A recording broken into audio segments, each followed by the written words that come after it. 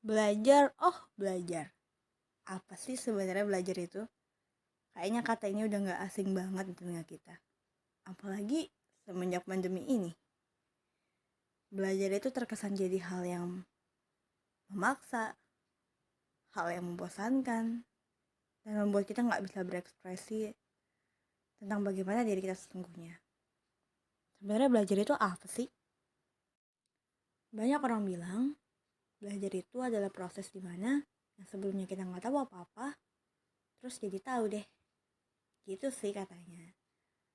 Tapi kalian pernah gak sih mikir apa artinya sebenarnya dari belajar itu? Kalau menurut aku sih, belajar merupakan proses di mana kita mendapatkan pengetahuan yang nantinya akan kita aplikasikan ke kehidupan kita sehari-hari. Menurut aku begitu sih. Kalau menurut kamu, belajar itu kayak gimana? Unik gak sih pemikiran manusia itu? Kita punya kacamata yang berbeda, sudut pandang yang berbeda, pemikiran yang berbeda dalam menanggapi suatu hal. Begitu pula dengan pembahasan yang akan kita bahas setelah ini, yaitu mengenai teori belajar. Jangan pergi dulu ya, soalnya ini gak bakalan bikin kamu bosan kok. Oke, kenalin ya, aku masih Zamida dari Program Studi Pendidikan Anak Usia Dini Angkatan 2020 dari Universitas Negeri Jakarta. Salam kenal. Sebelum kita lanjut ke beberapa macam teori belajar, kita pahamin dulu yuk teori belajar itu apa. Ya singkatnya, teori belajar itu adalah suatu rujukan yang bisa seseorang gunakan dalam menstabilkan ataupun mengoptimalkan lebih tepatnya proses pembelajaran. Yang pertama kita bahas adalah teori behavioristik. Sesuai dengan namanya, teori ini memfokuskan pada perilaku. Lalu teori ini dicetuskan oleh B.F. Skinner dan Ivan Pavlov. Sebenarnya saya juga agak pusing waktu belajar teori ini karena ada beberapa istilah yang harus kita pahamin. Begitu. Tapi intinya, teori behavioristik menekankan pada perubahan perilaku positif yang tampak atau kelihatan sama orang lain. Jadi, kata ahli teori ini nih, behavioristik itu orang tuh bisa melihat seseorang itu paham atau enggak lewat perilakunya. Jadi misalnya kita nonton video pembelajaran nih, misalnya kamu lagi nonton video aku, nah tapi kamu nggak ngomong apa-apa, kamu nggak cerita apa-apa ke orang lain, ya nggak ada yang tahu kamu udah paham atau belum, nggak ada yang tahu kamu itu udah melakukan kegiatan belajar atau belum. Nah kira-kira teori behavioristik menyimpulkan kegiatan belajar seperti itu. Kalau kita balik lagi, teori ini kan menekankan pada perubahan sikap positif. Nah, perubahan ini itu banyak dipengaruhi oleh berbagai faktor. Teori behavioristik ini kadang digunakan dalam kelas, apalagi jika ruang lingkupnya adalah anak usia dini. Aduh, penjelasan aku ngebingungin gak ya?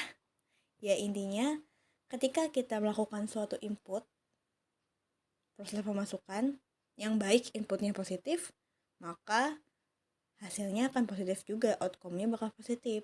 Jadi teori behavioristik ini menekankan banget sama yang dinamakan sebab dan akibat. Jadi misalnya perubahan perilaku tuh kan ada yang baik, ada yang enggak.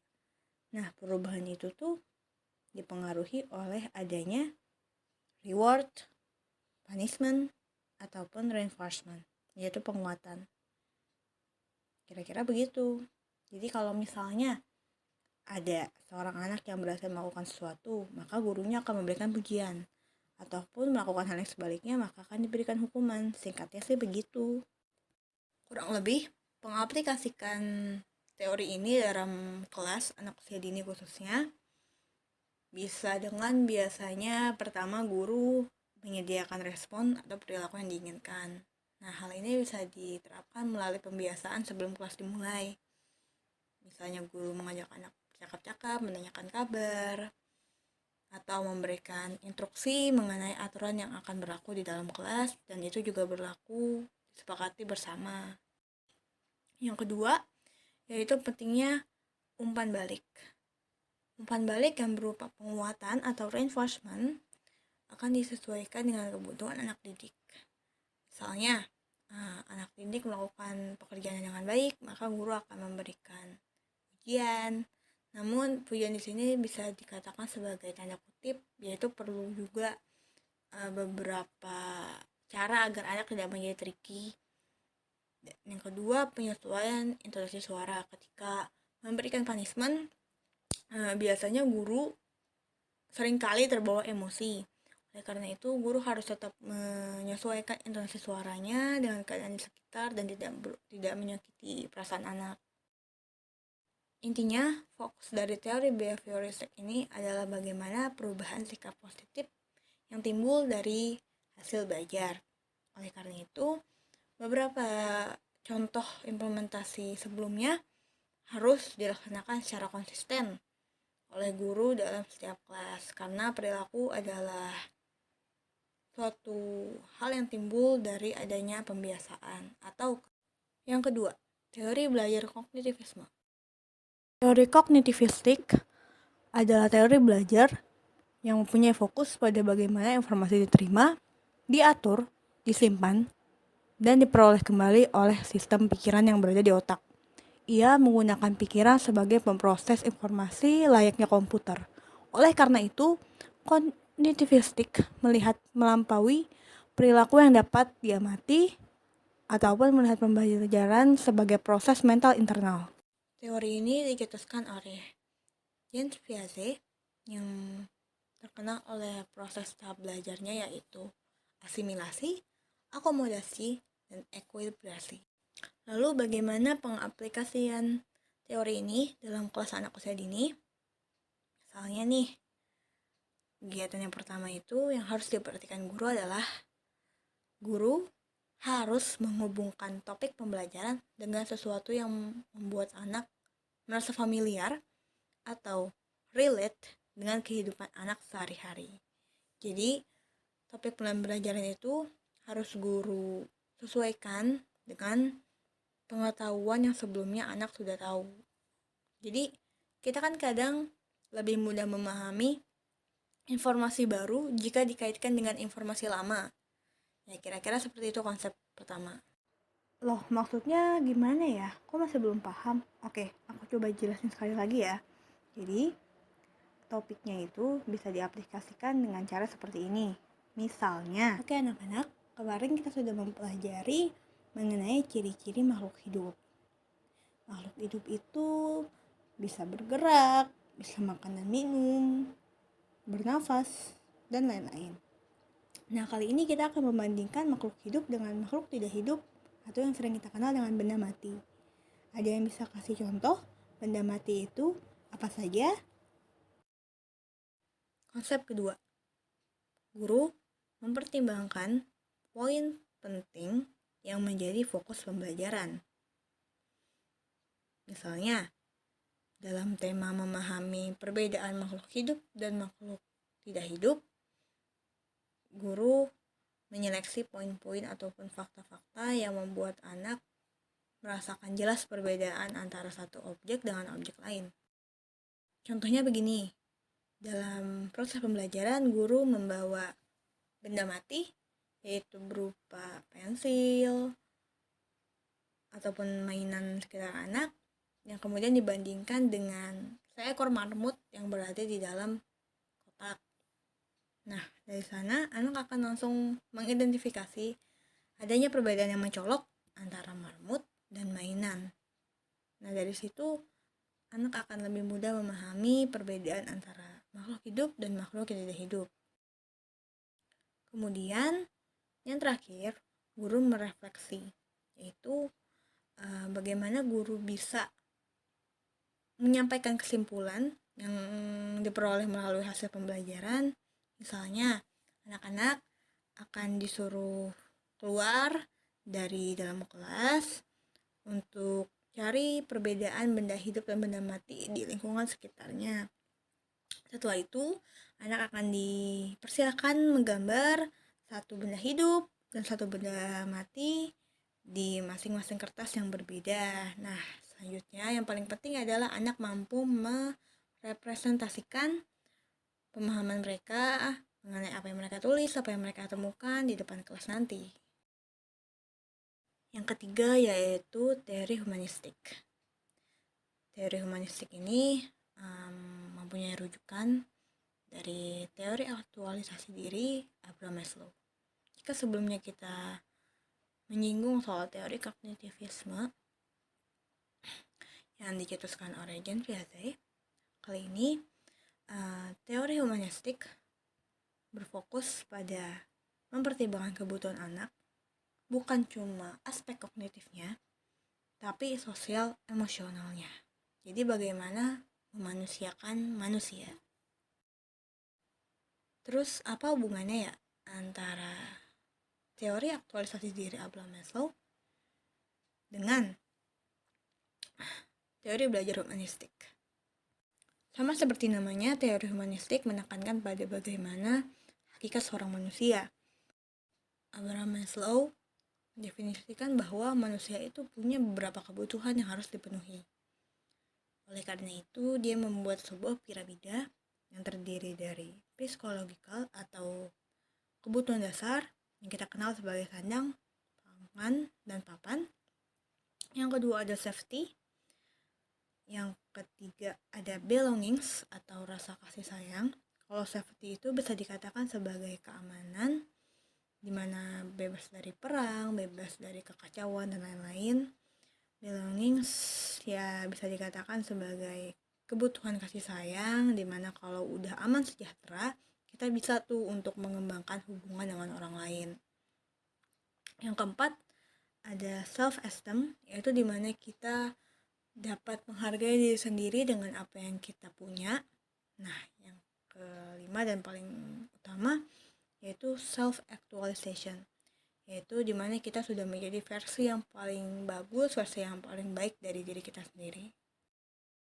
Lalu bagaimana cara menerapkan teori ini dalam pembelajaran di kelas anak usia dini? Yang pertama, jika kita fokus pada aspek yang paling bawah yaitu psychological atau basic needs.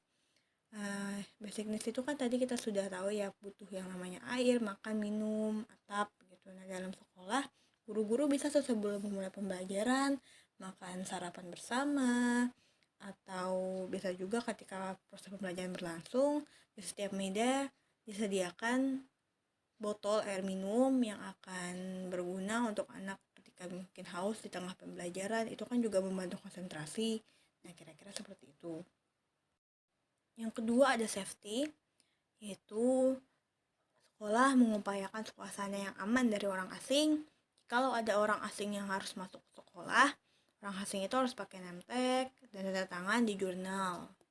Selain itu, ruangan kelas juga harus aman dari benda-benda tajam. Yang ketiga yaitu belongings. Belongings atau kasih sayang. Misalnya jika di dalam kelas guru menempelkan foto sekelas gitu ya, foto anak-anak sekelas, agar anak didik itu merasa, oh ya, ini adalah tempat saya berhak ada di sini, saya punya teman-teman, saya punya guru yang membimbing saya. Dan juga dalam kelas itu kan gak semua orang punya latar belakang yang sama. Nah, guru bisa memperkaya bahan bacaan ataupun sumber-sumber buku media pembelajaran yang menyangkut pautkan soal keberagaman. Karena pada dasarnya perbedaan tidak akan membuat kita saling membenci, malah membuat kita punya peluang untuk menghargai satu sama lain. Yang keempat yaitu STEM needs, bisa diterapkan melalui membimbing kepercayaan diri pada kemampuan siswa itu sendiri dan mengembangkan pola pikir bahwa kesuksesan itu datang dari usaha ataupun kerja keras. Dan juga yang paling penting adalah dukungan yang berupa hal-hal positif. Kalau untuk aspek self-actualization itu lebih kepada bagaimana setelah kita memberikan pembimbingan, kita belum memberikan scaffolding, nah tahap itu akan dilalui oleh anak didik itu sendiri. Yang keempat atau yang terakhir yaitu teori belajar konstruktivisme. Dicetuskan oleh Vygotsky dan James Piaget yang mendefinisikan teori ini sebagai pengetahuan yang diperoleh dihasilkan dari pembentukan informasi secara terus-menerus. Seperti namanya, konstruktivisme dihasilkan melalui kegiatan membangun pengetahuan individu yang dikorelasi dengan pengetahuan sebelumnya. Penerapan teori belajar konstruktivisme dalam kelas anak usia dini dapat melalui metode problem-based learning ataupun melalui inquiry-based learning. Misalnya, topiknya adalah bagaimana cara mengurangi sampah agar bumi tetap bisa ditinggali hingga generasi selanjutnya. Itu kan merupakan permasalahan sekitar. Jadi guru akan mengangkat topik ataupun masalah yang di sekitar memang terjadi gitu. Kayak sampah. Sampah kan terus-menerus menimbun, apalagi sampah plastik. Nah, bagaimana cara kita mengolah sampah-sampah tersebut agar bumi ini masih bisa ditinggali sampai hingga tahun-tahun ke depan. Nah, di situ mungkin guru pertama-tama bisa menggunakan media PowerPoint, menyajikan film Wall-E. Setelah itu anak melakukan kegiatan observasi, keluar dari kelas, melihat realita yang sekitar terjadi seperti banyak sampah-sampah dibuang sembarangan. Kemudian anak diinstruksikan untuk mencatat informasi, mencatat data yang mereka peroleh, ataupun berdiskusi dengan guru. Yang ketiga, anak-anak dapat mempresentasikan informasi mereka melalui produk ataupun bagaimana anak bisa menjelaskan itu pada orang lain. Nah, kira-kira seperti itu penerapannya teori belajar konstruktivisme. Jadi, teori ini menekankan pada bagaimana anak belajar secara aktif, guru sebagai fasilitator, dan bagaimana upaya anak membangun pengetahuan melalui hasil usahanya sendiri. Nah, teman-teman, begitulah hasil pembahasan kita mengenai teori belajar. Ada 4 teori belajar yang paling sering digunakan dalam kegiatan pembelajaran: behavioristik, kognitivistik, humanistik, dan konstruktivistik. Menurut kalian, teori mana yang akan kalian pakai nanti ketika mengajar? Komen di bawah ya.